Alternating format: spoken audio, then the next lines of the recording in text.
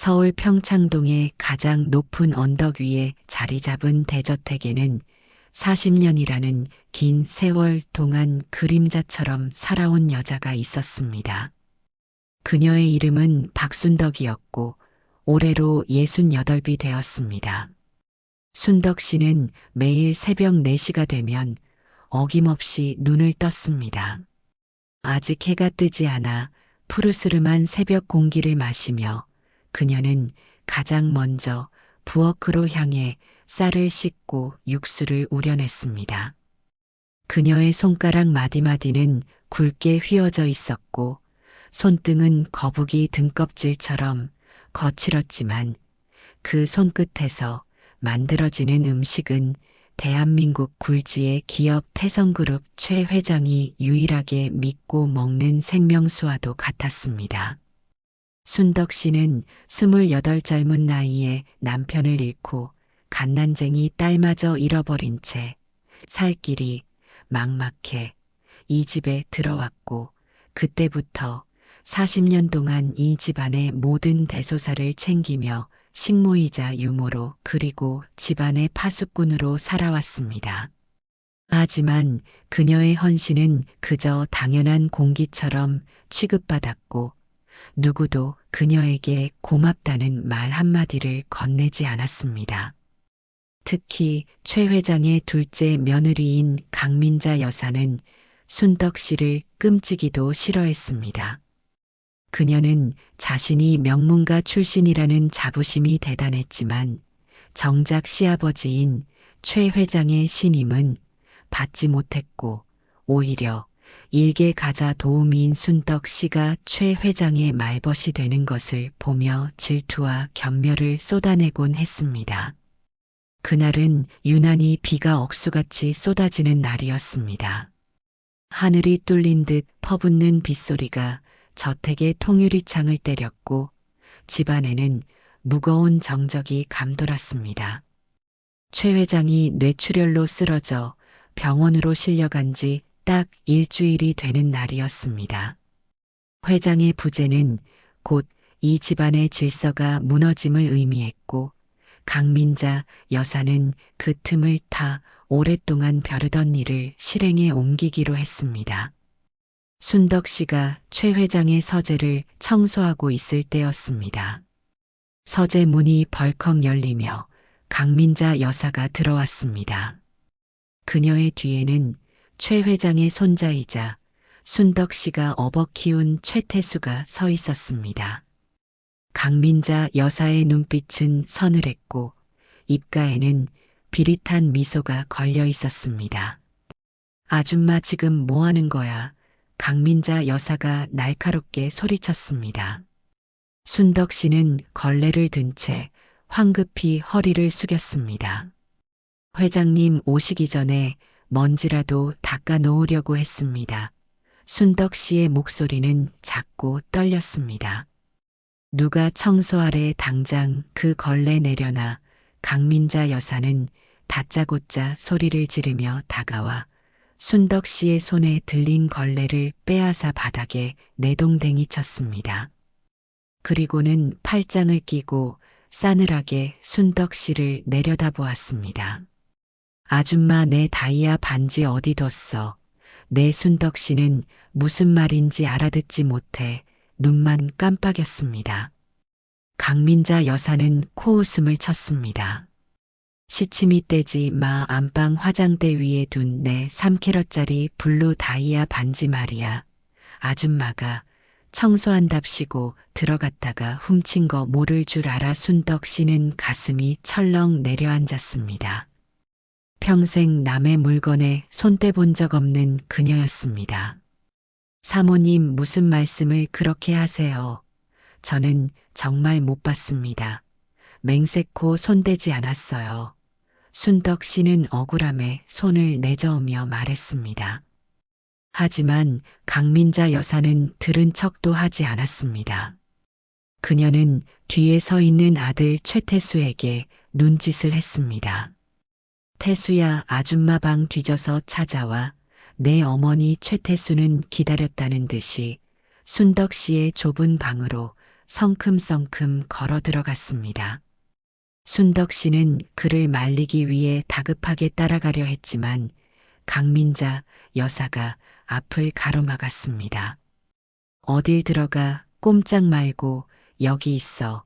사모님, 도련님 이러지 마세요. 저는 정말 억울합니다. 순덕 씨는 울먹이며 애원했지만 소용없었습니다. 잠시 후 순덕 씨의 방에서 우당탕하는 소리가 들려왔습니다. 옷장 문이 열리고 서랍이 엎어지는 소리가 들렸습니다. 순덕 씨의 40년 세월이 담긴 낡은 옷가지들과 얼마 되지 않는 살림살이들이 바닥에 팽개쳐지고 있었습니다. 얼마 지나지 않아 최태수가 방에서 나왔습니다. 그의 손에는 순덕 씨가 평생 모아온 낡은 적금 통장과 회장님이 예전에 선물해 주신 작은 브로치 하나가 들려 있었습니다. 어머니 반지는 없는데요. 대신 이런 게 나오네요. 최태수는 비열하게 웃으며 통장과 브로치를 강민자 여사에게 건넸습니다. 강민자 여사는 그것들을 훑어보더니 경멸 어린 눈빛으로 순덕 씨를 쏘아보았습니다. 이 브로치 이거 아버님 금고에 있던 거 아니야. 역시 도둑버릇은 못 고친다니까. 반지는 벌써 어디다 팔아먹었겠지 아닙니다, 사모님. 그 브로치는 10년 전 제 환갑 때 회장님께서 고생한다고 주신 선물입니다. 제발 믿어주세요. 순덕 씨는 무릎을 꿇고 빌었습니다. 하지만 강민자 여사는 순덕 씨의 어깨를 발로 툭 밀었습니다. 웃기지 마 아버님이 노망이 나지 않고서야 너 같은 식모한테 이런 걸 주셨을 리가 있니? 당장 경찰 부르기 전에 짐 싸서 나가. 순덕 씨는 눈앞이 캄캄해졌습니다. 회장님이 안 계신 틈을 타 자신을 쫓아내려는 그들의 속셈을 알았지만 이렇게까지 비열한 방법으로 몰아세울 줄은 몰랐습니다. 태수 도련님은 아시잖아요. 제가 도련님 기저귀 갈아주고 업어 키웠는데 제가 그럴 사람이 아니라는 거 아시잖아요. 순덕 씨는 마지막 희망을 걸고 최태수의 바짓단을 잡았습니다. 하지만 최태수는 더러운 벌레라도 닿은 듯 기겁하며 뒷걸음질 쳤습니다. 아, 이거 안 나요. 더럽게 진짜 냄새나는 손 치우라고요. 나도 이제 늙은 식모 비위 맞추는 거. 지긋지긋해. 최태수의 입에서 나온 말은 비수가 되어 순덕 씨의 가슴에 꽂혔습니다. 그가 누구 덕분에 건강하게 자랐는데 밥 투정할 때마다 볶음밥을 만들어 떠먹여준 게 누구였는데 그 모든 세월이 부정당하는 순간이었습니다. 강민자 여사는 현관문을 활짝 열어젖혔습니다. 세찬 비바람이 집 안으로 들이닥쳤습니다. 지금 당장 나가. 다시는 이 근처에 얼씬도 하지 마. 만약 아버님 깨어나셔도 찾아올 생각 꿈도 꾸지 말고 그랬다간 진짜 감옥에 쳐넣어버릴 테니까. 강민자 여사는 순덕 씨의 낡은 트렁크 가방을 현관 밖으로 던져버렸습니다. 가방이 빗물 웅덩이에 처박히며 흙탕물이 튀었습니다. 순덕 씨는 맨발로 현관 밖으로 떠밀려 나왔습니다. 대리석 바닥의 냉기가 발바닥을 타고 온몸으로 퍼졌습니다. 사모님, 제가 갈 데가 어디 있다고 이러십니까? 제발 며칠만이라도 시간을 주세요. 순덕 씨는 빗속에서 오열하며 문을 두드렸습니다. 하지만 굳게 닫힌 대문 안에서는 비웃음 소리만 들려올 뿐이었습니다. 소금이라도 뿌려야 하는 거 아니야. 재수없게 강민자 여사의 날카로운 목소리가 들리고 잠시 후 인터폰 스피커마저 뚝 하고 끊어졌습니다. 순덕 씨는 쏟아지는 비를 맞으며 대문 앞에 주저앉았습니다. 옷은 순식간에 젖어 살갗에 달라붙었고 차가운 빗물은 눈물과 섞여 볼을 타고 흘러내렸습니다. 40년을 하루같이 쓸고 닦았던 집이었습니다. 젊음을 바치고 인생을 바쳤던 곳이었습니다. 그런데 남은 것은 도둑이라는 누명과 배신감 뿐이었습니다. 순덕 씨는 떨리는 손으로 바닥에 뒹구는 짐가방을 끌어안았습니다. 그때 짐가방 옆 주머니에서 무언가 툭 하고 떨어졌습니다. 그것은 낡고 해진 자색 보자기에 쌓인 반지꼬리였습니다. 순덕 씨는 황급히 그 반지꼬리를 주워 품에 안았습니다. 이것만큼은 적게 할 수 없었습니다. 이 반지꼬리는 최 회장이 쓰러지기 직전 정신이 혼미한 상태에서 순덕 씨를 불러 몰래 쥐어준 것이었습니다. 그날 밤 회장님은 떨리는 손으로 순덕 씨의 손을 꼭 잡고 말씀하셨습니다. 박 여사, 이 집안에 믿을 사람은 자네뿐이야.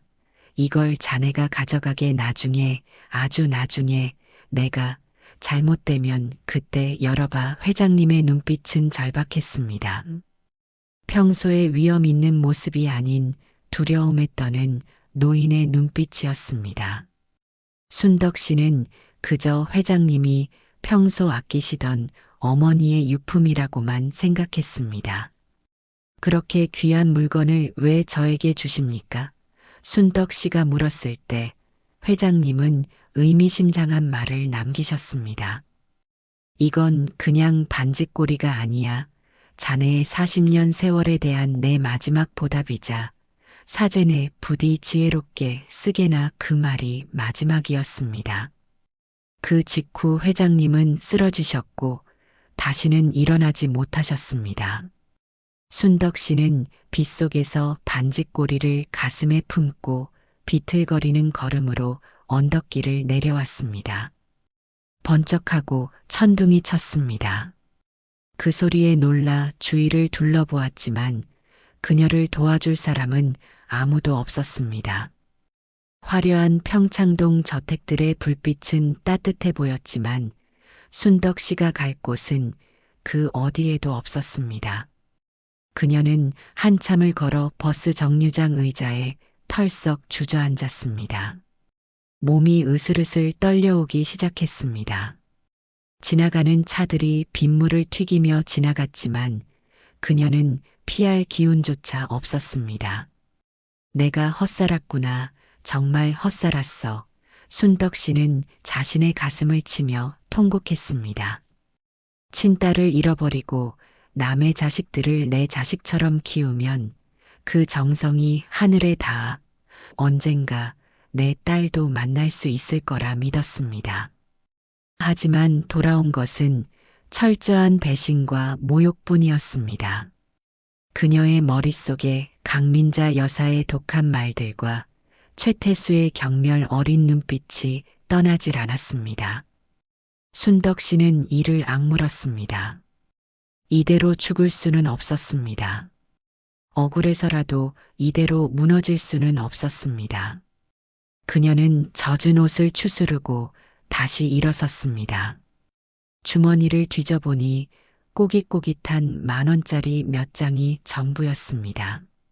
순덕 씨는 택시를 타는 대신 걷고 또 걸어 시내의 낡은 여인숙 골목으로 향했습니다. 차가운 비는 멈출 줄 모르고 내렸지만 그녀의 가슴 속에는 뜨거운 불덩이가 타오르기 시작했습니다. 밤 11시가 넘어서야 순덕 씨는 허름한 여인숙 방에 들어갈 수 있었습니다. 곰팡이 냄새가 코를 찌르는 비좁은 방이었습니다. 난방도 제대로 되지 않아 냉골이나 다름없었습니다. 순덕 씨는 젖은 옷을 벗어 대충 짜서 널어놓고 이불을 뒤집어 썼습니다. 하지만 추위보다 더 견딜 수 없는 것은 분노였습니다. 그때 문득 품에 안고 온 반지꼬리가 눈에 들어왔습니다.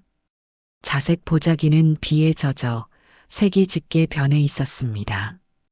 순덕 씨는 떨리는 손으로 보자기를 풀었습니다.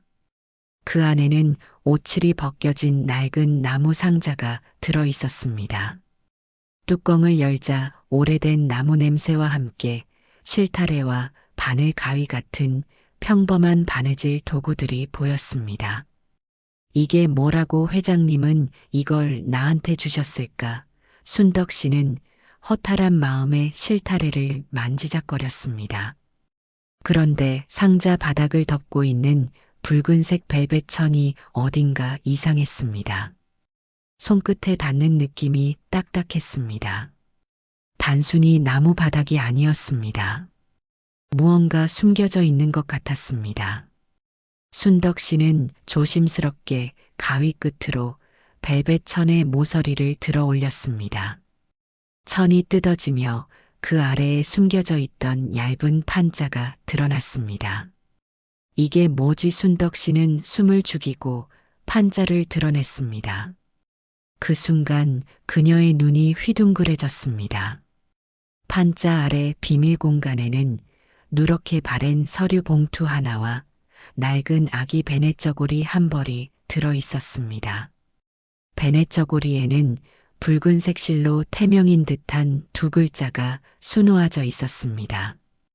별이 순덕 씨는 그 글자를 보는 순간 심장이 멎는 것 같았습니다.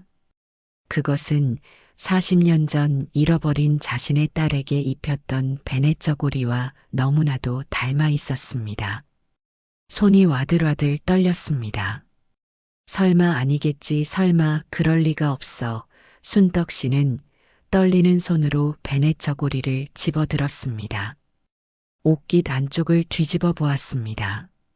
그곳에는 순덕 씨가 서툰 솜씨로 직접 바느질에 넣었던 작은 네잎 클로버 무늬가 선명하게 남아 있었습니다.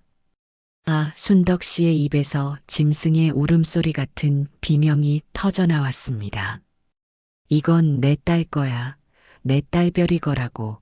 그녀는 베넷저고리를 얼굴에 묻고 오열했습니다. 40년 동안 가슴에 묻고 살았던 딸의 흔적이 왜 최 회장의 반짓고리 안에 들어있는 것일까? 도대체 최 회장은 무엇을 알고 있었던 것일까? 혼란과 충격으로 머리가 어지러웠습니다. 순덕 씨는 눈물을 닦고 옆에 있던 서류 봉투를 집어들었습니다. 봉투 겉면에는 박순덕 귀하라고 적힌 최 회장의 친필이 보였습니다.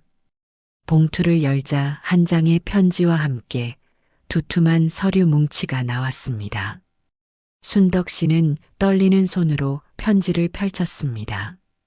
박 여사 자네가 이 편지를 읽고 있다는 건 내가 더 이상 자네를 지켜줄 수 없는 상황이 되었다는 뜻이겠지. 자네에게 씻을 수 없는 죄를 지었네. 40년 전 자네가 잃어버린 딸 내가 찾았었네. 순덕 씨는 숨을 쉴 수가 없었습니다.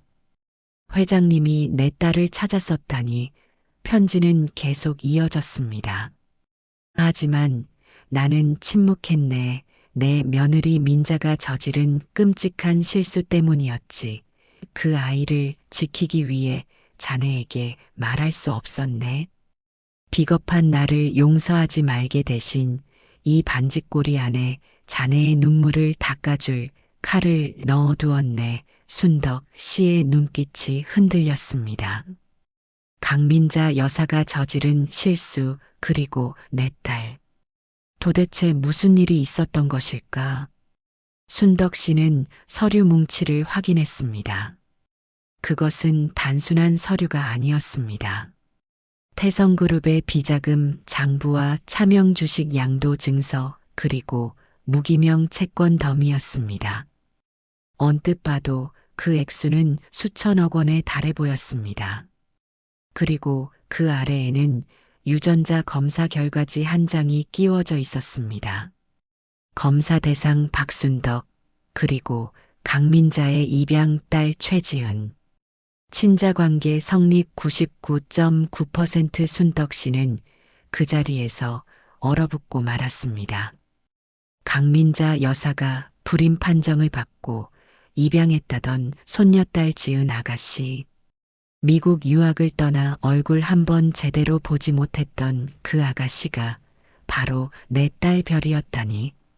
그 모든 사실을 알고도 40년 동안 침묵하며 나를 식모로 부려먹은 최 회장과 내 딸을 뺏어가고 나를 짐승 취급하며 내쫓은 강민자. 순덕 씨의 눈에서 흐르던 눈물이 멈췄습니다. 대신 그 자리에 서늘한 살기가 들어찼습니다. 그녀는 벤의 저고리를 다시 품에 꼭 안았습니다. 창밖에서는 여전히 천둥 번개가 치고 있었습니다. 하지만 더 이상 순덕 씨는 두렵지 않았습니다. 그녀는 입술을 깨물며 나지막이 응조렸습니다. 다 죽었어. 니들 다 죽었어. 내 딸을 훔쳐가고 내 인생을 짓밟아 그래놓고 나를 이렇게 비참하게 쫓아내. 순덕 씨는 서류 봉투를 움켜쥐었습니다. 종이가 구겨지는 소리가 방 안에 울려 퍼졌습니다. 회장님이 주신 이 칼로 내가 너희들의 목을 칠 거야. 내 딸을 찾고 내 잃어버린 40년을 기어이 보상받고 말 거야. 순덕 씨의 눈빛은 180도 달라져 있었습니다. 어제까지의 순박하고 착한 식모 박순덕은 그 밤 여인숙 방에서 죽었습니다. 이제 그녀는 복수의 화신으로 다시 태어나려 하고 있었습니다. 그녀는 벽에 걸린 낡은 거울을 바라보았습니다. 거울 속에 비친 자신의 모습은 초라했지만 눈빛만은 형형하게 빛나고 있었습니다. 기다려라 강민자. 최태수, 내가 돌아갈 때는 피눈물을 흘리게 해줄 테니. 순덕 씨는 반지꼬리함을 닫았습니다. 탁 하는 소리가 굳은 결의처럼 어둠 속에 울려 퍼졌습니다. 이제 시작이었습니다. 진짜 전쟁은 지금부터였습니다.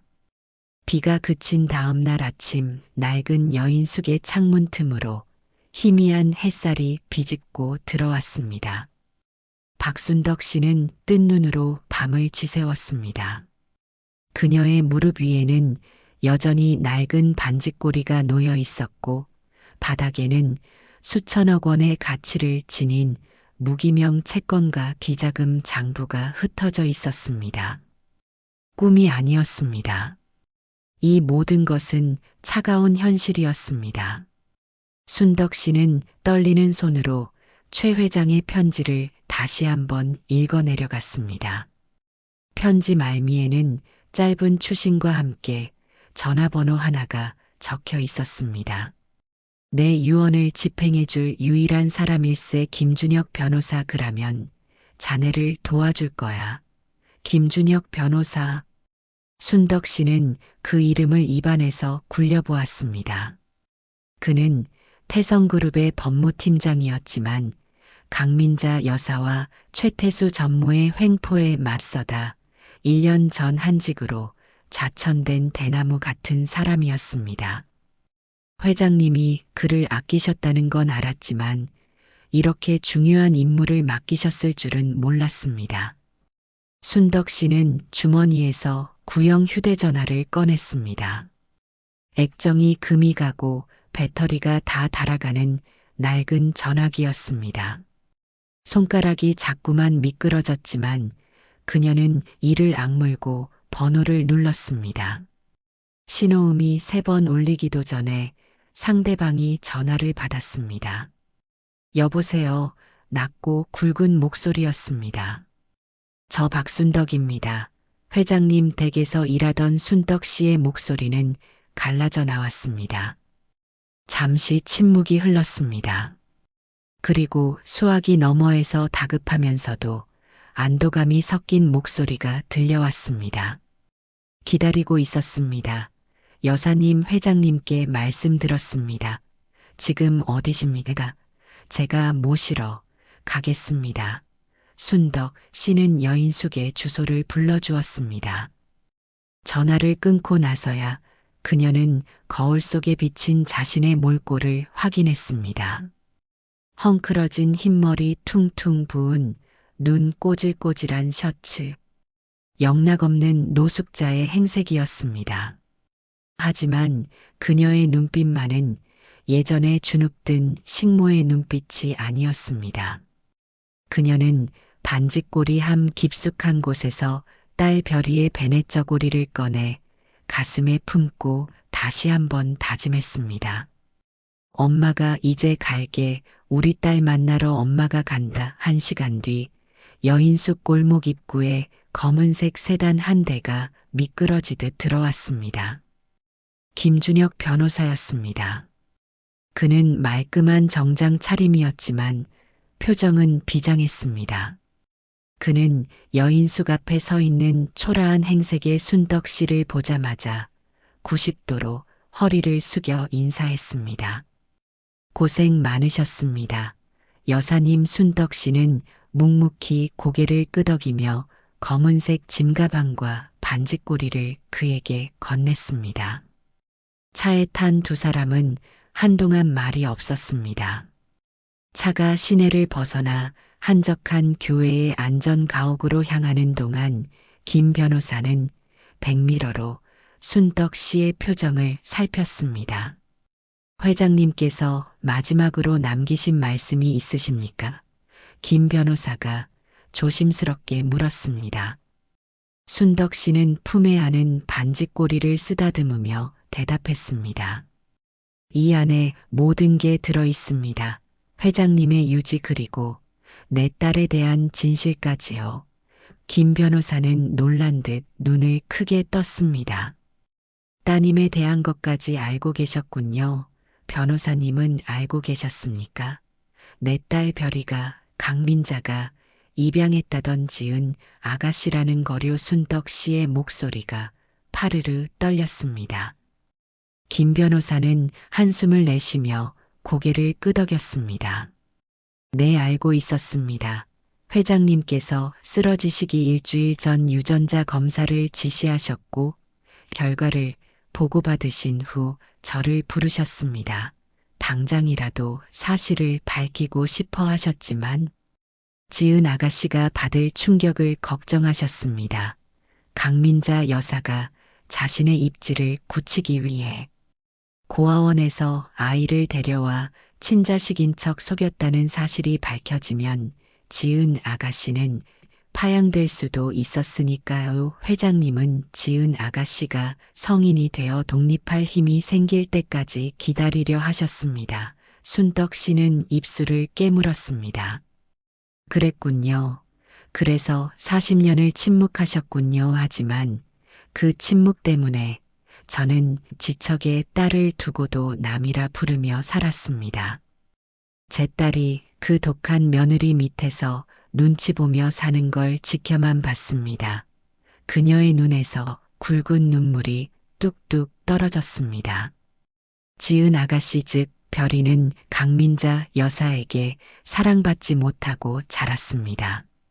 강민자 여사는 아이를 이용해 재벌가 며느리 자리를 굳힌 뒤에는 지은 아가씨를 짐짝 취급하며 미국으로 유학을 보내버렸습니다.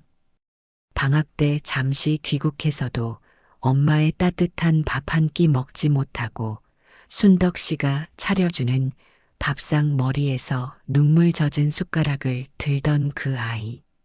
아줌마 밥이 제일 맛있어요. 우리 엄마가 아줌마였으면 좋겠어요. 어린 시절 지은 아가씨가 무심코 던졌던 그 말이 순덕 씨의 가슴을 후벼 팠습니다. 피는 물보다 진하다더니 그 아이도 본능적으로 알았던 것입니다. 김 변호사가 핸들을 꽉 쥐며 말했습니다. 이제 모든 것을 되돌릴 때입니다. 여사님 반짓꼬리 안에 있는 무기명 채권과 비자금 장부라면 태성그룹을 통째로 흔들 수 있습니다. 아니, 강민자와 최태수를 사회적으로 매장시키는 것도 가능합니다. 차는 숲속에 자리 잡은 안전가옥에 도착했습니다. 회장님이 생전에 마련해둔 비밀 별장이었습니다. 김 변호사는 순덕 씨를 안내해 안으로 들어갔습니다. 그곳에는 이미 순덕 씨를 위한 새 옷과 필요한 물품들이 준비되어 있었습니다. 순덕 씨는 욕실로 들어가 거울을 보았습니다. 40년 세월의 고단함이 내려앉은 주름진 얼굴. 그녀는 가위를 집어들었습니다. 그리고 헝클어진 흰머리를 단정하게 잘라내기 시작했습니다. 사각사각 가위질 소리가 날 때마다 식모 박순덕의 모습은 하나씩 떨어져 나갔습니다. 샤워를 마치고 나온 순덕 씨는 김 변호사가 준비해 둔 짙은 감색 정장을 입었습니다. 머리를 단정하게 빗어 넘기고 화장기 없는 얼굴에 옅은 립스틱을 발랐습니다. 그녀가 거실로 걸어 나오자 서류를 검토하던 김 변호사가 자리에서 일어나 감탄 어린 표정을 지었습니다. 전혀 다른 분 같습니다. 여사님 기품이 흐르십니다. 순덕 씨는 소파에 앉아 탁자 위에 놓인 비자금 장부를 펼쳤습니다. 그 안에는 강민자 여사가 갤러리를 운영하며 빼돌린 회사 자금 내역과 최태수 전무가 도박 빚을 갚기 위해 회계 장부를 조작한 증거들이 빼곡하게 적혀 있었습니다. 이게 다 놈들의 목숨줄이로군요. 순덕 씨가 차가운 목소리로 말했습니다. 네, 그렇습니다. 현재 태성그룹의 자금 사정은 최악입니다. 최 회장님이 쓰러지신 후 은행권에서 대출 연장을 거부하고 있습니다. 강민자 여사와 최태수 전무는 당장 막아야 할 어음만 500억에 달합니다. 일주일 내로 자금을 구하지 못하면 부도가 날 위기입니다. 김 변호사의 설명에 순덕 씨의 눈이 번뜩였습니다. 돈이 필요하겠군요. 아주 급하게 네, 맞습니다. 지금 그들은 사채 시장까지 기웃거리고 있습니다. 담보로 내놓을 수 있는 건 다 내놓고 있지만 이미 신용이 바닥이라 쉽지 않을 겁니다. 순덕 씨는 반지꼬리에서 꺼낸 무기명 채권 뭉치를 탁자 위에 올려놓았습니다. 총액 1,000억 원. 대한민국 어디서든 현금처럼 쓸 수 있는 출처를 묻지 않는 지옥의 돈이었습니다. 변호사님, 이 돈으로 투자회사를 하나 만드세요. 순덕 씨의 말에 김 변호사가 의아한 표정을 지었습니다. 투자회사라니요. 이 돈으로 그들을 도와주시려는 겁니까? 순덕 씨는 입가에 서늘한 미소를 지었습니다.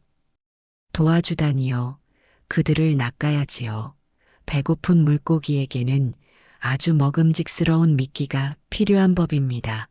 제가 그들에게 구대주인 척 다가갈 겁니다. 그녀의 계획은 대담하고 치밀했습니다. 자신의 정체를 숨긴 채 위기에 빠진 태성그룹에 거액을 투자하겠다고 접근하는 것.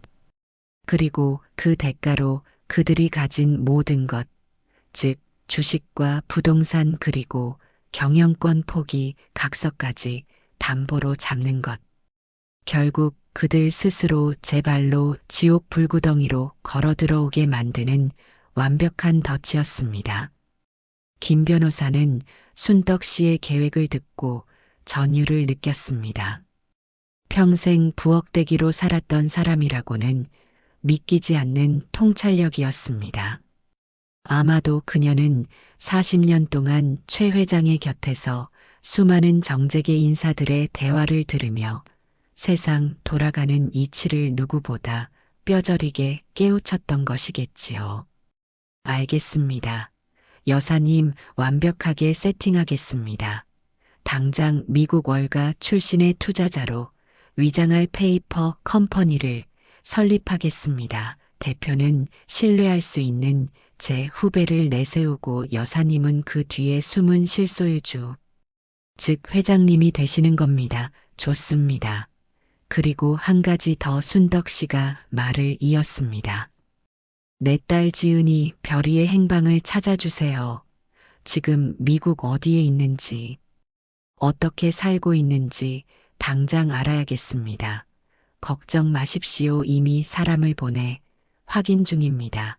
아마 오늘 내로 소식이 올 겁니다. 그날 오후 늦게 김 변호사에게 한 통의 이메일이 도착했습니다. 미국 현지에서 보내온 지은 아가씨의 사진과 근황이었습니다. 순덕 씨는 떨리는 손으로 모니터를 바라보았습니다. 사진 속 지은 아가씨는 뉴욕의 한 허름한 카페에서 앞치마를 두르고 아르바이트를 하고 있었습니다. 재벌가 손녀딸이 유학 생활을 한다고 알려져 있었지만 실상은 생활비조차 제대로 받지 못한 채 스스로 학비와 생활비를 벌며 고단하게 살고 있었던 것입니다. 강민자 그년이 내 딸을 이렇게 방치했어.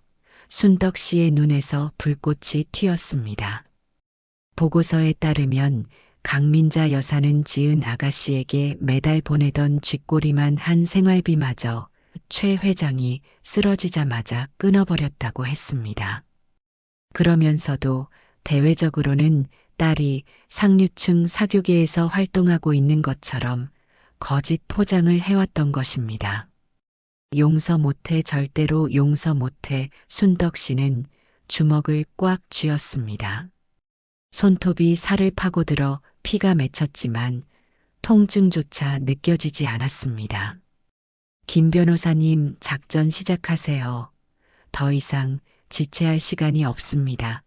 놈들의 목을 조르고 내 딸을 데려와야겠습니다. 알겠습니다. 지금 바로 강민자 여사 측에 미끼를 던지겠습니다. 김 변호사는 곧바로 전화를 걸어 움직이기 시작했습니다. 순덕 씨는 창밖을 바라보았습니다. 어둠이 내려앉은 숲속은 고요했습니다. 하지만 저 멀리 서울의 불빛들은 탐욕스럽게 번들거리고 있었습니다. 이제 곧 저 불빛 속으로 뛰어들 것입니다. 어제까지의 식모 박순덕은 잊어라. 이제 나는 1,000억 원을 움직이는 투자의 귀재이자 너희들의 생사여 탈권을 쥔 심판자다. 순덕 씨는 자리에서 일어났습니다. 그녀의 그림자가 거실 벽에 길게 드리워졌습니다. 그 모습은 마치 거대한 산처럼 웅장하고 위협적이었습니다. 다음 날 아침 강민자 여사의 저택. 최태수 전무가 헐레벌떡 거실로 뛰어들어왔습니다. 어머니 살았습니다. 드디어 돈줄을 찾았어요.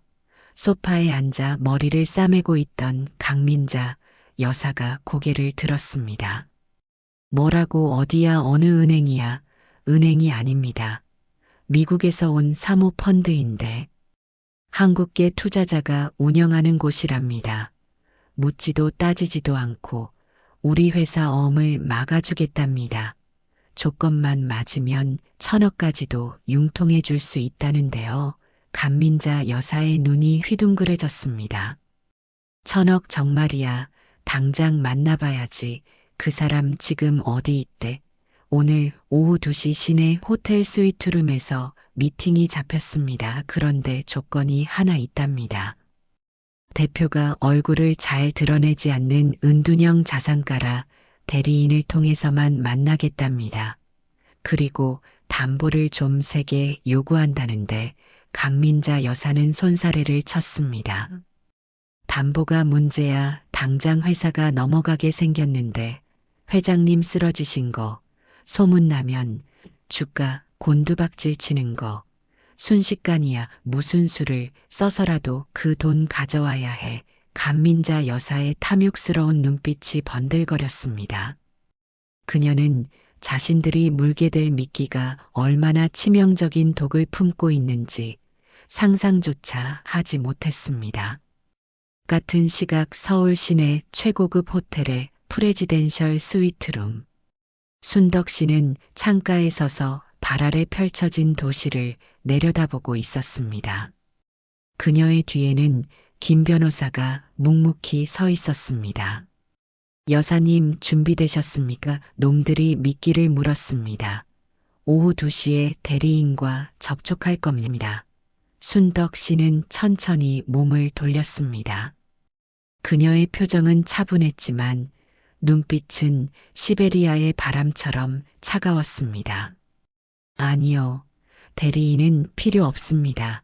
첫 만남부터 제가 직접 나갑니다. 김 변호사가 당황한 듯 물었습니다. 직접 나가신다고요? 놈들이 여사님 얼굴을 알아볼 텐데요. 순덕 씨는 엷은 미소를 지으며 선글라스를 집어썼습니다. 검은 렌즈 뒤로 그녀의 눈빛이 감춰졌습니다. 알아보겠지요. 설마 죽은 듯이 살던 식모가 천억 자산가가 되어 나타날 줄 상상이나 하겠습니까? 그들이 경악하는 꼴을 내 눈으로 똑똑히 봐야겠습니다. 그리고 순덕 씨는 품에서 딸의 베네저고리 사진을 꺼내 탁자 위에 올려놓았습니다. 내 딸의 몸값을 받아내려면 어미가 직접 나서야지요. 그녀의 목소리에는 거부할 수 없는 위엄이 서려 있었습니다. 이제 사냥이 시작되었습니다. 쫓겨난 식모가 저택의 주인을 사냥하러 가는 길. 그 길 끝에 무엇이 기다리고 있든 순덕 씨는 멈추지 않을 것입니다. 갑시다 놈들에게 지옥을 보여주러. 오후 1시 50분 서울 시내 중심가에 위치한 5성급 호텔 로비. 강민자 여사와 최태수 전무가 초조한 표정으로 엘리베이터를 기다리고 있었습니다. 강민자 여사는 평소 즐겨 입던 화려한 원피스 대신 단정한 검은색 투피스를 입고 목에 걸린 진주 목걸이를 만지작거리고 있었습니다. 긴장할 때마다 나오는 버릇이었습니다. 어머니 정말 1,000억을 빌려줄까요? 담보도 없이 우리 신용만 보고 최태수 전무가 마른 침을 삼키며 물었습니다. 강민자 여사는 아들을 째려보았습니다. 입 다물어 태수야 우리가 누구니 태성그룹 오너 일가야 썩어도 준치라고 우리 이름값만으로도 충분해. 게다가 그쪽은 미국에서 온 투자자라잖아. 한국 실정 잘 모를 수도 있어. 그 점을 노려야 해. 당당하게 행동해. 알았어. 엘리베이터가 도착하고 두 사람은 35층 프레지덴셜 스위트룸으로 향했습니다. 복도를 걷는 그들의 발소리가 카펫에 묻혀 무겁게 가라앉았습니다. 스위트룸 문 앞에 서 있는 경호원들이 그들을 막아섰습니다. 신분 확인하겠습니다. 강민자 여사는 불쾌한 표정으로 명함을 건넸습니다. 태성그룹 강민자 이사입니다. 약속하고 왔어요. 경호원들은 무전기로 확인을 마친 뒤 문을 열어주었습니다.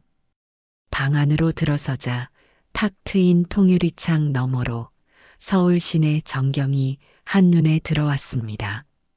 그리고 거실 한가운데 놓인 육중한 소파에 한 여자가 등을 돌리고 앉아 있었습니다. 그녀는 창밖을 바라보고 있었습니다.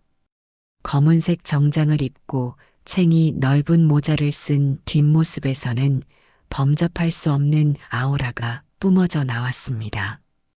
강민자 여사는 헛기침을 하며 다가갔습니다. 안녕하세요. JNK 홀딩스 회장님이시라고 들었습니다. 만나 뵙게 되어 영광입니다. 강민자 여사가 최대한 교양 있는 목소리로 인사를 건넸습니다. 하지만 소파에 앉은 여자는 미동도 하지 않았습니다. 최태수 전무가 발끈해서 나서려고 할 때 여자가 천천히 몸을 돌렸습니다. 그녀는 짙은 선글라스를 끼고 있었습니다. 앉으시죠. 낮고 차분한 목소리였습니다.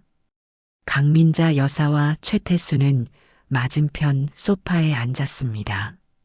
탁자 위에는 찻잔 2개가 놓여 있었지만 차는 식어 있었습니다. 시간이 없으니 본론부터 말씀드리죠. 태성그룹 자금 사정이 많이 어렵다고 들었습니다. 500억 당장 급하신가요? 여자가 단도직입적으로 물었습니다. 강민자 여사는 당황했지만 이내 표정을 관리하며 대답했습니다. 아, 내 일시적인 유동성 위기일 뿐입니다. 저희 그룹 자산 가치가 얼만지 아시죠? 이번 고비만 넘기면 금방 회복됩니다. 500억 정도는 저희에게 껌값이죠.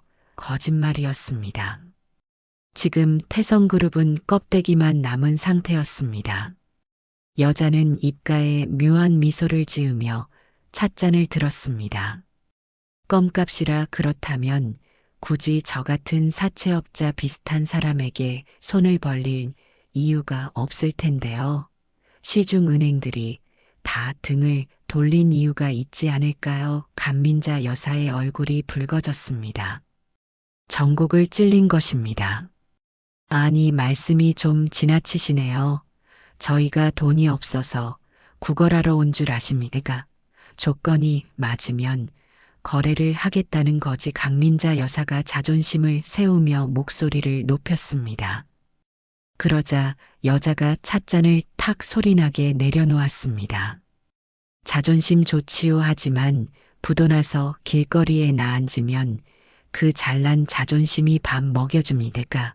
당장 내일 모레 돌아오는 어음 못 막으면 태성그룹 간판 내려야 할 텐데요. 제 말이 틀립니까? 강민자 여사와 최태수는 꿀먹은 벙어리가 되었습니다. 상대방은 이미 자신들의 속사정을 훤히 꿰뚫고 있었습니다. 원하는 게 뭡니까? 최태수가 고개를 숙이며 물었습니다.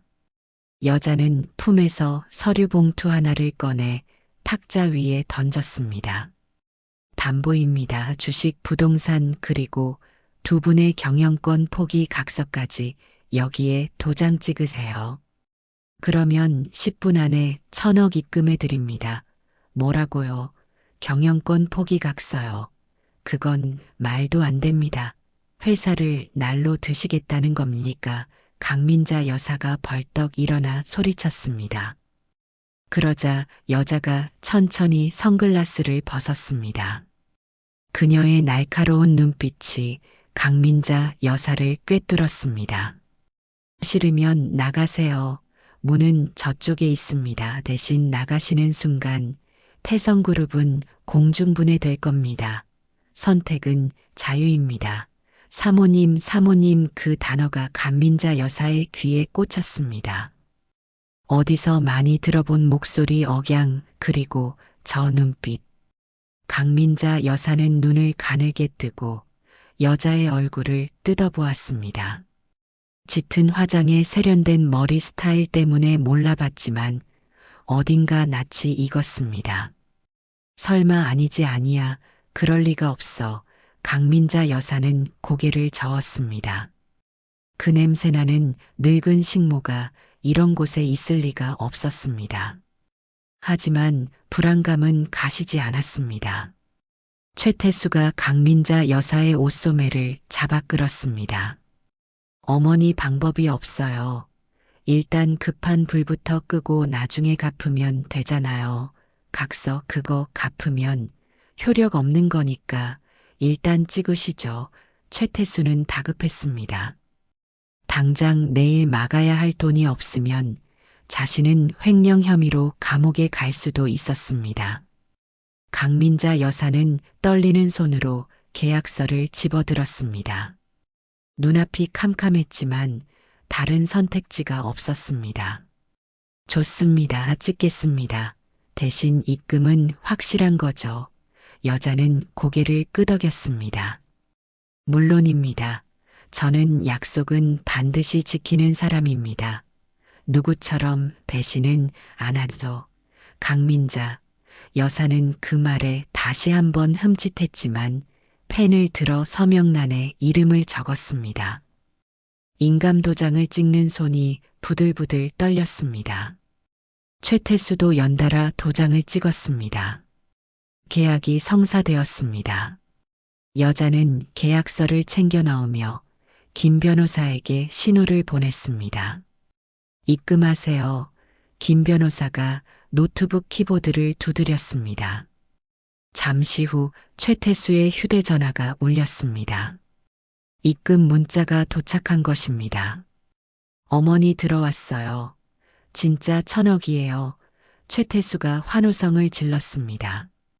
강민자 여사도 안도의 한숨을 내쉬었습니다. 이제 살았다 싶었습니다.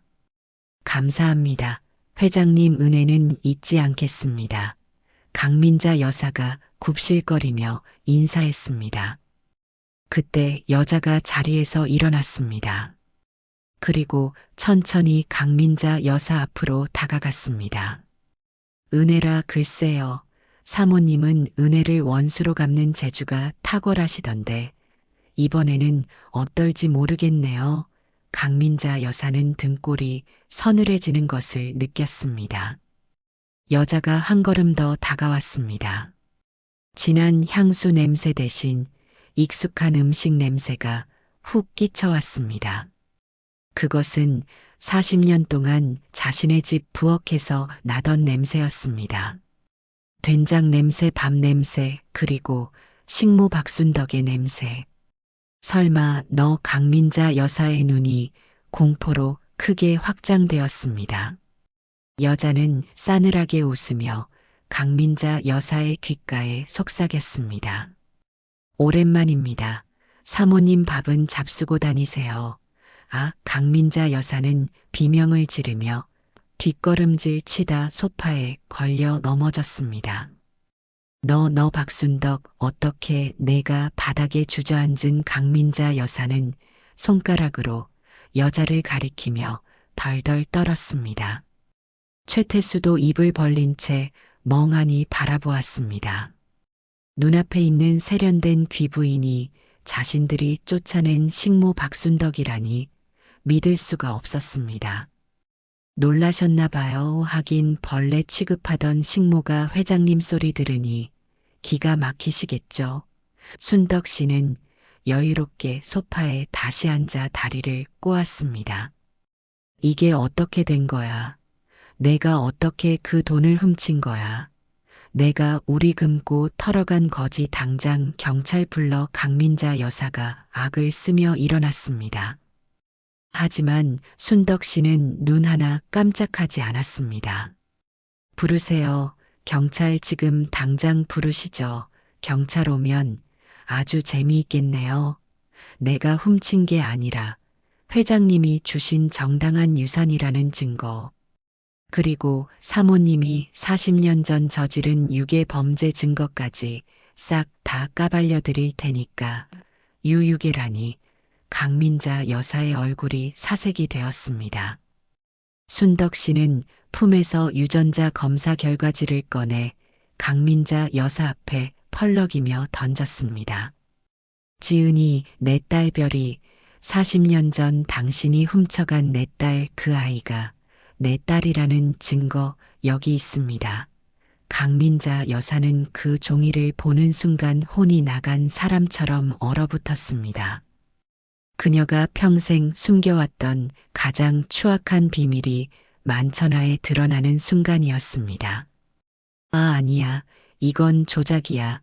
강민자 여사는 고개를 세차게 저으며 현실을 부정했습니다. 조작인지 아닌지는 법원에서 가리면 되겠지요. 그리고 아까 찍은 그 도장들 잘 기억하세요. 이제 태성그룹의 주인은 당신들이 아니라 바로 접니다. 당신들은 내 돈을 빌려 쓴 채무자일 뿐이고요. 기한은 일주일입니다. 일주일 안에 원금과 이자 못 갚으면 각서대로 회사는 내 것이 됩니다. 그리고 당신들은 빈털터리로 쫓겨나게 될 겁니다. 내가 그랬던 것처럼 맨발로 말이죠. 순덕 씨의 선언은 사형 선고나 다름없었습니다. 일주일 안에 1,000억을 갚는 것은 불가능했습니다. 이미 모든 것을 담보로 잡혔기 때문입니다. 최태수는 털썩 무릎을 꿇었습니다. 아, 아줌마 아니 회장님 아니 이모님 살려주세요. 제가 잘못했어요. 제가 눈이 멀어서 제가 미쳤었나 봐요. 제발 한 번만 봐주세요. 네, 최태수는 비굴하게 순덕 씨의 구두 끝을 잡고 애원했습니다. 조금 전까지만 해도 더럽다고 피하던 그 손으로 말입니다. 순덕 씨는 차가운 눈으로 그를 내려다보았습니다. 치워, 더러운 손 묻히지 마. 그녀는 발을 빼내며 매몰차게 돌아섰습니다. 김 변호사님, 손님들 배웅해 드리세요. 더 이상 볼 일이 없네요. 김 변호사가 문을 열며 정중하지만 단호하게 말했습니다. 나가주시죠. 강민자 여사와 최태수는 쫓겨나듯 호텔 방을 나갔습니다. 복도로 나온 강민자 여사는 다리에 힘이 풀려 주저앉고 말았습니다. 망했다. 완전히 망했어. 그 천한 년한테 우리가 다 털렸어. 그녀는 바닥을 치며 통곡했습니다. 하지만 후회해도 이미 늦었습니다. 호텔 방 안에 남은 순덕 씨는 창밖을 바라보며 깊은 숨을 내쉬었습니다. 가슴속에 맺혀있던 응어리 하나가 풀리는 느낌이었습니다. 하지만 아직 끝이 아니었습니다. 진정한 심판은 이제부터였습니다. 그녀는 휴대전화를 들었습니다. 미국에 있는 지은이 아니 별이에게 전화를 걸 차례였습니다. 뚜루루 뚜루루 신호음이 가는 동안 순덕 씨의 심장은 터질 듯이 뛰었습니다. 40년을 기다려온 순간이었습니다. 여보세요. 수화기 너머로 들려오는 앳된 목소리. 그 목소리를 듣는 순간 순덕 씨의 눈에서 참았던 눈물이 왈칵 쏟아졌습니다. 지은이니, 네 누구세요? 나다 엄마 친구야. 너희 엄마가 아줌마가 널 데리러 갈 거야. 지금 바로 순덕 씨는 목이 메어 말을 잇지 못했습니다. 엄마라는 말을 차마 하지 못하고 아줌마라고 해야 하는 현실이 가슴 아팠지만 곧 만날 수 있다는 희망에 가슴이 벅차올랐습니다. 순덕 씨는 김 변호사에게 말했습니다. 비행기 표 끊으세요. 내일 당장 뉴욕으로 갑니다. 내 딸 데리고 와서 저 쓰레기들 심판하는 자리에 보란 듯이 세울 겁니다. 네, 알겠습니다. 회장님. 순덕 씨의 눈빛은 그 어느 때보다 빛나고 있었습니다. 이제 마지막 퍼즐을 맞출 시간이었습니다. 태성그룹 주주총회가 열리는 날 그녀는 가장 화려한 모습으로 복귀할 것입니다. 그리고 잃어버린 딸의 손을 잡고 그들의 성을 완전히 무너뜨릴 것입니다. 일주일이라는 시간은 폭풍 전야처럼 고요하게 흘러갔습니다. 강민자 여사와 최태수 전무는 순덕 씨에게 빌린 1,000억 원으로 급한 불을 끄고 한숨 돌렸다며 샴페인을 터뜨렸습니다. 그들은 순덕 씨가 내건 일주일이라는 기한을 우습게 여겼습니다. 설마 그 식모가 진짜로 회사를 삼키겠어. 우리가 누군데. 그들의 오만함은 하늘을 찌르고 있었습니다. 드디어 운명의 날 태성그룹 임시 주주총회가 열리는 날이 밝았습니다. 이날의 안건은 뇌출혈로 쓰러진 최 회장의 해임안과 최태수 전무의 신임 회장 선임안이었습니다. 본사 대강당은 수백 명의 주주와 기자들로 발 디딜 틈이 없었습니다. 강단 중앙에 앉은 강민자 여사는 화려한 보석으로 치장하고 여유로운 미소를 짓고 있었습니다. 그 옆에 앉은 최태수 역시 이미 회장이 된 듯 거만한 자세로 다리를 꼬고 있었습니다. 자, 그럼 투표를 시작하기 전에 최태수 후보자의 소견 발표가 있겠습니다. 사회자의 멘트와 함께 최태수가 마이크 앞으로 걸어 나갔습니다. 존경하는 주주 여러분, 저 최태수는 병석에 누워 계신 할아버님의 뜻을 이어받아 우리 태성그룹을 글로벌 기업으로 그의 연설이 한창 이어지던 그때였습니다. 쾅 대강당의 육중한 문이 굉음을 내며 열렸습니다. 모두의 시선이 뒤쪽으로 쏠렸습니다. 수백 개의 카메라 플래시가 동시에 터졌습니다. 문이 열린 곳에는 눈부시게 하얀 정장을 입은 박순덕 씨가 서 있었습니다. 그녀의 양옆으로 김준혁 변호사와 검은 양복을 입은 경호원들이 호위하고 있었습니다. 저 사람 누구야 못 보던 얼굴인데 주주들이 웅성거리기 시작했습니다. 강민자 여사는 자리에서 벌떡 일어났습니다. 얼굴이 하얗게 질려 입술이 파르르 떨렸습니다. 아니, 저 여자가 여기가 어디라고 감히 최태수도 말을 잇지 못하고 마이크를 잡은 손을 떨었습니다. 순덕 씨는 또각또각 구두 굽소리를 내며 강단으로 향해 걸어갔습니다. 마치 홍해를 가르는 모세처럼 사람들이 저절로 길을 터주었습니다. 그녀의 당당한 기세에 압도된 경비원들조차 감히 앞을 막아설 엄두를 내지 못했습니다. 순덕 씨가 강단 위에 올라섰습니다. 그녀는 최태수의 손에서 마이크를 뺏어 들었습니다. 아, 아줌마 이거 나요.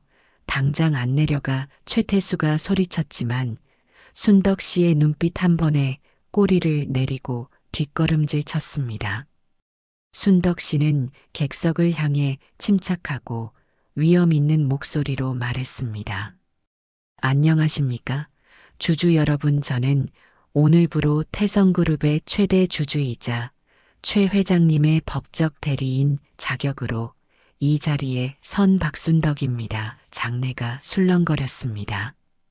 박순덕 그게 누구야? 식모 아니었어. 최대 주주라니. 그게 무슨 소리야? 순덕 씨는 김 변호사에게 눈짓을 했습니다.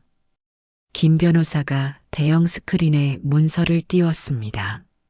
일주일 전 강민자와 최태수가 도장을 찍었던 주식담보대출 계약서와 경영권 포기 각서였습니다. 보시다시피 강민자 이사와 최태수 전무는 저에게 1,000억 원을 빌리며 자신들이 가진 모든 지분과 경영권을 담보로 걸었습니다. 그리고 약속된 기한인 어제 자정까지 단 10원도 갚지 않았습니다. 따라서 계약 조항에 의거해 두 사람의 모든 지분은 저에게 양도되었습니다. 이제 태성그룹의 주인은 접니다. 순덕 씨의 선언에 장내는 충격에 빠졌습니다. 말도 안 돼. 그게 진짜야. 주주들은 경악했습니다. 강민자 여사가 악을 쓰며 달려들었습니다. 거짓말이야. 저건 사기야. 전현이 우리를 속인 거라고 당장 전현 끌어내려 하지만 김 변호사가 냉정하게 마이크를 잡았습니다. 사기가 아닙니다. 여기 두 분이 직접 찍으신 인감증명과 녹취록까지 있습니다. 법적으로 아무런 하자가 없는 완벽한 계약입니다. 강민자 여사는 다리에 힘이 풀려 주저앉았습니다.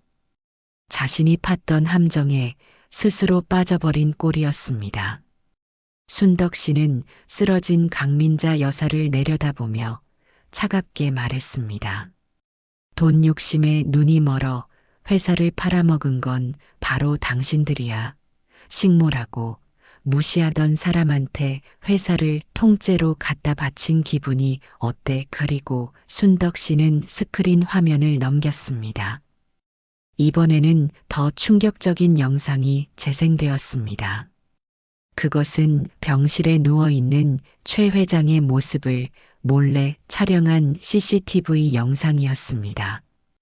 영상 속에서 강민자 여사는 의식 없는 회장의 산소 호흡기를 때려하고 있었습니다. 아버님, 그냥 편하게 가세요. 그래야 유산 상속이 빨리 되죠. 영상 속 강민자의 목소리가 스피커를 통해 강당 전체에 울려 퍼졌습니다. 객석에서 비명과 야유가 터져 나왔습니다. 저런 천하의 몹쓸 인간 패륜이다. 패륜이야. 사람들은 손가락질하며 분노했습니다. 최태수는 얼굴을 감싸 쥐고 고개를 숙였습니다. 끝이 아니었습니다. 순덕 씨는 마지막 카드를 꺼내 들었습니다. 그리고 저는 오늘 이 자리에서 40년 전 일어났던 끔찍한 범죄를 고발하려 합니다. 강민자 씨, 당신이 40년 전 내 딸을 훔쳐가서 당신 딸인 척 키웠던 유괴 사건 말입니다. 뭐라고 유괴 장례는 아수라장이 되었습니다. 강민자 여사는 고개를 세차게 저으며 소리쳤습니다. 아니야, 증거 있어. 증거 있냐고. 그때였습니다. 강당 입구에서 맑고 청아한 목소리가 들려왔습니다. 증거는 바로 접니다. 사람들의 시선이 다시 문 쪽으로 향했습니다. 그곳에는 휠체어를 탄 최 회장과 그 휠체어를 미는 젊은 여자가 서 있었습니다. 최 회장은 기적적으로 의식을 되찾은 상태였습니다. 그리고 그 뒤에 서 있는 여자. 그녀는 순덕 씨의 젊은 시절을 꼭 빼닮은 지은 아가씨, 바로 순덕 씨의 친딸 별이었습니다. 지은 아가씨는 미국에서 순덕 씨의 연락을 받고 급히 귀국해 할아버지를 모시고 온 것이었습니다. 지은 아별이야. 순덕 씨의 목소리가 떨렸습니다. 지은 아가씨는 강단으로 걸어 올라와 마이크를 잡았습니다. 저는 강민자 씨의 딸이 아닙니다. 유전자 검사 결과 저는 여기 계신 박순덕 여사님의 친딸임이 밝혀졌습니다. 강민자 씨는 불임 사실을 숨기기 위해 저를 입양해 친자식인 척 속였고 이용 가치가 떨어지자 저를 미국으로 내쫓고 방치했습니다. 지은 아가씨의 폭로에 강민자 여사는 완전히 넋을 잃었습니다. 지은아, 내가 널 어떻게 키웠는데 내가 나한테 이럴 수 있어. 키워요. 저를 짐짝 취급하셨잖아요. 엄마라고 한 번도 따뜻하게 안아준 적 없으셨잖아요. 지은 아가씨는 눈물을 흘리며 소리쳤습니다. 그때 경찰들이 들이닥쳤습니다. 강민자 씨, 최태수 씨 살인 미수 및 횡령 그리고 미성년자 약취 유인 혐의로 체포합니다. 경찰은 강민자 여사와 최태수의 손목에 차가운 수갑을 채웠습니다. 안 돼, 이건 모함이야. 나 이거 놓으란 말이야. 내가 누군지 알아. 강민자 여사는 발악하며 끌려나갔습니다. 최태수 역시 고개를 푹 숙인 채 질질 끌려나갔습니다. 그들의 화려했던 인생은 수많은 사람들의 플랫이 세례 속에서 비참하게 막을 내렸습니다. 주주들은 기립박수를 보냈습니다. 정의가 승리하는 순간이었습니다. 순덕 씨는 강단에서 내려와 휠체어에 앉은 최 회장에게 다가갔습니다. 회장님은 떨리는 손을 들어 순덕 씨의 손을 잡았습니다. 박 여사, 미안하네. 그리고 고맙네. 자네가 해냈어. 순덕 씨는 회장님의 손등에 얼굴을 묻고 울었습니다. 아닙니다. 회장님 덕분입니다. 깨어나 주셔서 감사합니다. 그리고 그녀는 천천히 고개를 돌려 옆에 서 있는 딸을 바라보았습니다. 40년 만에 마주보는 내 딸. 지은이 아니 별이의 눈에서도 눈물이 하염없이 흐르고 있었습니다. 엄마, 딸이 먼저 불렀습니다. 그 한마디에 순덕 씨의 가슴속 응어리가 눈 녹듯 사라졌습니다. 내 딸 별이야. 엄마가 미안해. 엄마가 너무 늦었지. 순덕 씨는 딸을 와락 끌어안았습니다. 엄마 냄새 그리웠어요. 정말 보고 싶었어요. 모녀는 서로를 부둥켜 안고 한참을 오열했습니다. 그 모습을 지켜보던 수많은 사람들도 함께 눈시울을 붉혔습니다. 잃어버린 세월을 돌려받는 기적 같은 순간이었습니다. 시간이 흘러 1년 뒤 경기도 가평의 한적한 전원주택. 따스한 가을 햇살이 마당 가득 내리쬐고 있었습니다. 마당 한편에는 장독대들이 반질반질 윤이 나게 닦여 있었고 구수한 된장찌개 냄새가 담장을 넘어 퍼지고 있었습니다. 순덕 씨는 마당 평상에 앉아 나무를 다듬고 있었습니다. 그녀의 얼굴에는 지난날의 고생과 그늘은 찾아볼 수 없었습니다. 오직 평온함과 여유만이 가득했습니다. 엄마 점심 준비 다 됐어요. 부엌에서 딸 별이가 쟁반에 밥상을 차려들고 나왔습니다. 갓 지은 하얀 쌀밥에 보글보글 끓는 된장찌개, 그리고 엄마가 직접 담근 김치와 나물 반찬들. 소박하지만 세상에서 가장 귀한 밥상이었습니다. 그래, 우리 딸 솜씨 좀 볼까? 순덕 씨가 환하게 웃으며 수저를 들었습니다. 별이는 엄마의 숟가락 위에 생선살을 발라 올려주었습니다. 엄마 이제 고생하지 말고 나랑 평생 행복하게만 살아요. 내가 효도할게. 별이의 말에 순덕 씨는 눈시울이 붉어졌습니다. 그래, 엄마는 이제 여한이 없다. 너랑 이렇게 밥 먹는 거 이게 내 꿈이었어. 태성그룹은 전문 경영인 체제로 전환되어 투명하게 운영되고 있었고, 순덕 씨와 별이는 대주주로서 얻은 수익금 대부분을 미혼모와 입양아들을 돕는 재단에 기부하고 있었습니다. 감옥에 간 강민자와 최태수는 무기징역을 선고받고 죗값을 치르고 있었습니다. 그들은 감옥 안에서도 서로 내 탓이라며 싸우다 독방에 갇혔다는 소문이 들려왔습니다. 하지만 순덕 씨에게 그런 소식은 더 이상 중요하지 않았습니다. 바람이 불어와 마당의 코스모스가 한들거렸습니다. 순덕 씨는 하늘을 올려다보았습니다.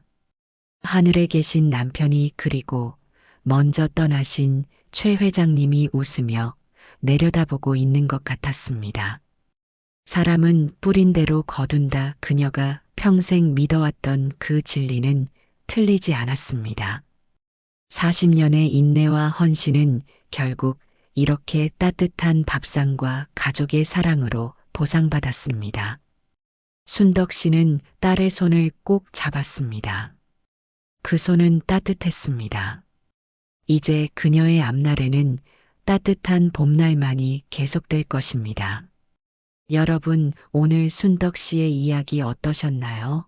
가장 낮은 곳에서 묵묵히 자신의 자리를 지켰던 한 여인이 가장 높은 곳의 오만함을 무너뜨리고 진정한 행복을 찾는 과정이 우리에게 큰 울림을 줍니다.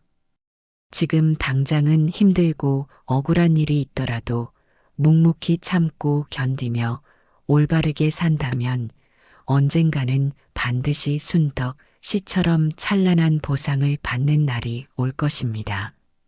악은 결코 선을 이길 수 없으며 진심은 반드시 통한다는 사실을 잊지 마세요. 오늘도 치열한 하루를 보내신 여러분께 순덕 씨가 차려낸 따뜻한 된장찌개 같은 위로가 전해졌기를 바랍니다. 여러분의 가정에도 늘 행복과 평화가 깃들기를 기원합니다. 지금까지 사연 읽어주는 라디오였습니다. 구독과 좋아요는 큰 힘이 됩니다. 감사합니다.